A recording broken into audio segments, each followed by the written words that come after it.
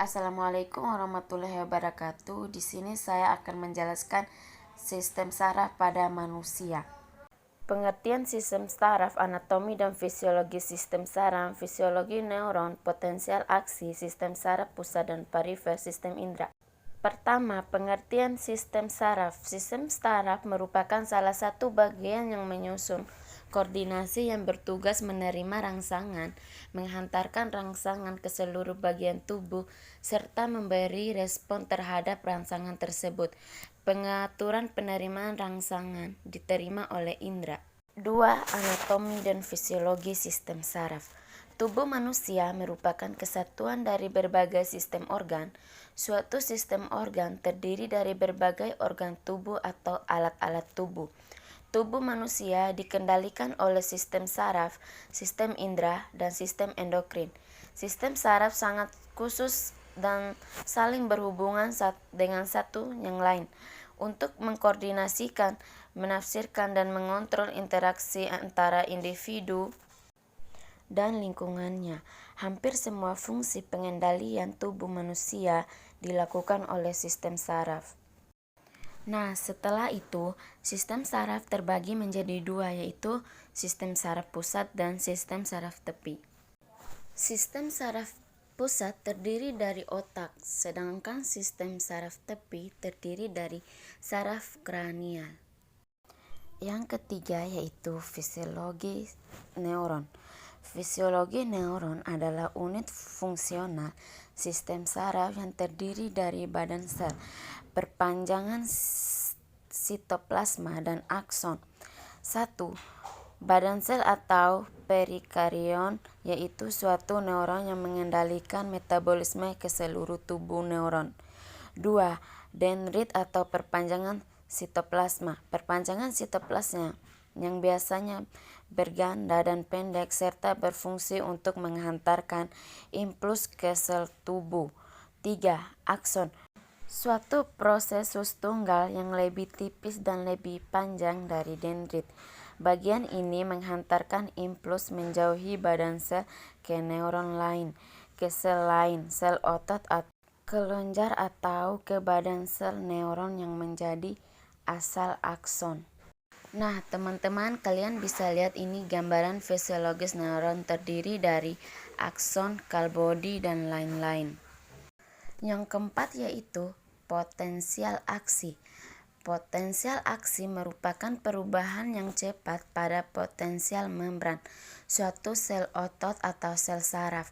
Potensial aksi ditandai dengan perubahan mendadak dari potensial membran istirahat normal, resting potensial, menjadi potensial membran positif, depolarisasi, lalu berakhir dengan kecepatan yang hampir sama kembali ke potensial membran negatif.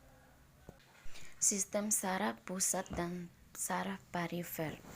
Sistem saraf pusat merupakan pusat dari seluruh kendali dan regulasi pada tubuh, baik gerakan sadar maupun gerakan otonom. Dua organ tubuh yang menjadi penggerak sistem saraf pusat adalah otak dan sumsum tulang belakang. 1. Otak merupakan organ yang telah terspesialisasi sangat kompleks.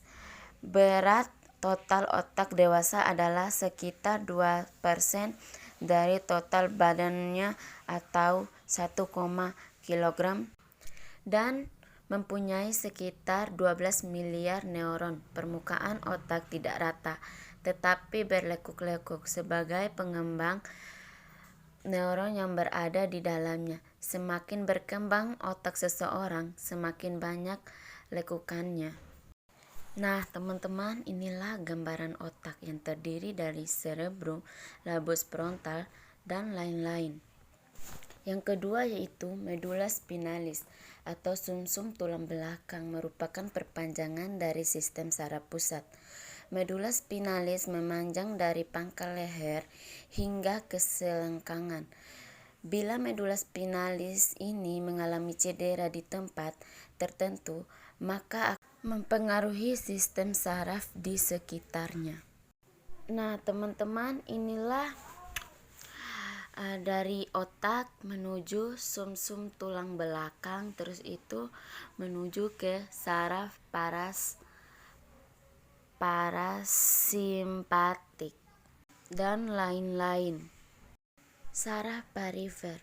Susunan saraf perifer terdiri dari serabut saraf otak dan serabut saraf medula spinalis keluar dari sela-sela ruas tulang belakang.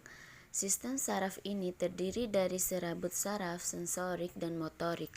Sistem saraf tepi dibedakan menjadi dua, yaitu saraf sadar dan tak sadar. Satu, saraf sadar, yaitu sadar bekerja atas dasar kesadaran dan kemauan kita. Sistem saraf sadar terdiri dari 12 pasang saraf kranial yang keluar dari otak dan 31 pasang saraf spinalis yang keluar dari sumsum tulang belakang, 31 saraf spinalis. Saraf kranial 12 pasang, saraf leher 8 pasang, saraf punggung 12 pasang, saraf pinggang 5 pasang, saraf pinggul 5 pasang, saraf ekor 1 pasang. Jadi saraf spinalis 31 pasang. Impuls reseptor atau indera, saraf sensorik, otak, saraf motorik, efektor atau otot gerak.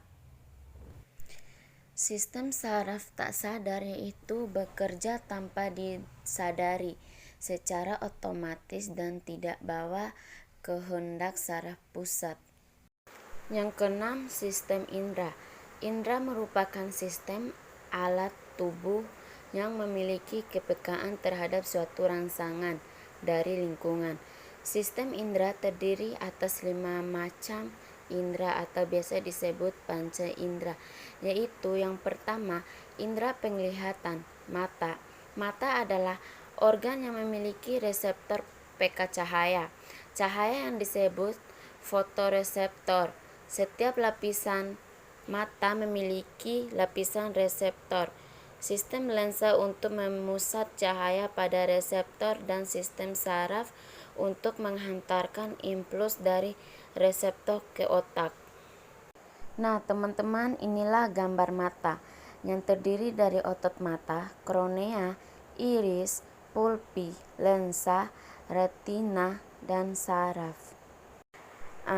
Yang kedua yaitu indera pendengar, telinga. Telinga terdiri dari tiga bagian, yaitu telinga luar dan telinga dalam. Nah, teman-teman, kalian bisa lihat sendiri. Inilah bagian-bagian telinga yang terdiri dari telinga dalam, luar, dan tengah. Yang ketiga, kulit. Pada kulit manusia terdapat beberapa reseptor yang memiliki fungsi berbeda. Kulit manusia tersusun oleh dua lapisan utama, yaitu epidermis dan dermis. Pada epidermis terdapat reseptor untuk rasa sakit dan tekanan lemah. Reseptor untuk tekanan tersebut mekanoreseptor. Pada dermis terdapat reseptor untuk panas, dingin, dan tekanan yang lain. Nah, teman-teman, kalian bisa lihat sendiri, inilah lapisan kulit kita. Yang keempat, indera pembau atau hidung. Manusia mendeteksi bau dengan menggunakan reseptor yang terletak pada kedua epitel faktori di dalam rongga hidung. Bagian-bagian hidung yaitu tulang hidung, serabut saraf pembau atau olfaktor, serabut saraf ke otak, lendir, silia, saraf pembau. Nah, teman-teman, inilah bagian-bagian dari hidung. Yang terakhir adalah indera pengecap, lidah. Kuncup rasa kebanyakan terdapat pada permukaan lidah.